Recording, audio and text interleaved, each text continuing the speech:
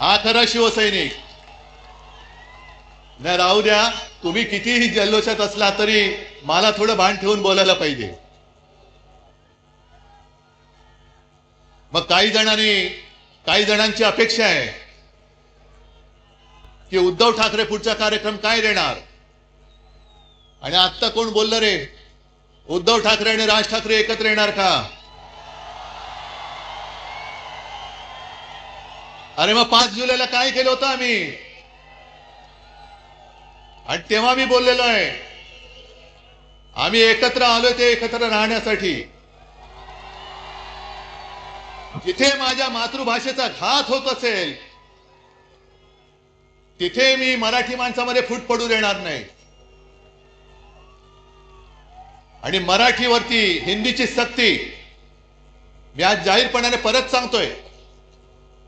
आमचा हिंदीला विरोध नाही, पण आमच्यावरती सक्ती करायची नाही हे सुद्धा तेवढंच महत्वाचं आहे. जी भाषावार प्रांतरचना झाली त्या प्रांतरचनेप्रमाणे प्रत्येक भाषेला एक प्रांत मिळाला.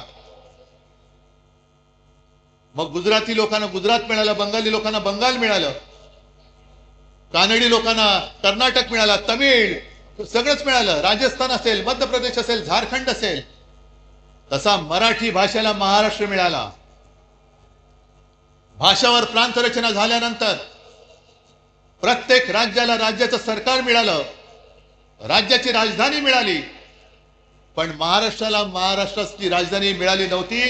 ती मुंबई, मराठी माणसांनी रक्त सांडून मिळवलेली मुंबई, ही जर का या व्यापाऱ्यांच्या खिशात जात असेल तर खिसा फाडून आम्ही मुंबई राखल्याशिवाय राहणार नाही.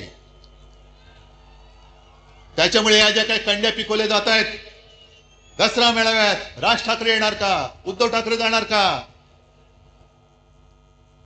त्या सगळ्या मराठी द्वेष्ट्यांना सांगतोय की तुम्ही आमच्या मराठीला हात लावून बघा, हिम्मत असेल तर हात लावून बघा, हात जागेवर ठेवणार नाही. आमचं कोणाशी भांडण नाहीये. काय किती आतापर्यंत मारामाऱ्या झाल्या, आमच्या अंगावरती येऊ नका. जे शिवसेना प्रमुखांनी शिकवलंय, एक तर कोणाच्या अंगावर जायचं नाही, पण कोणी अंगावर हात उचलला तर तो हात जागेवर ठेवायचा नाही. आणि तीच शिकवण घेऊन आम्ही पुढे चाललेलो आहोत. आम्हाला कोणाचं उणं दोणं काढायचं नाहीये.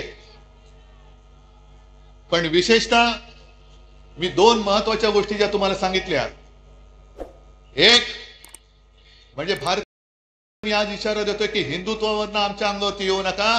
तुमच्या सगळ्या टोप्या घातलेले फोटो मी त्याचं प्रदर्शन लावल्याशिवाय राहणार नाही. CEN न्यूज, देश प्रदेश की ताजा तरीन खबरों के लिए CEN न्यूज को सब्सक्राइब करें और रहें पल पल की खबर से हर पल बाखबर.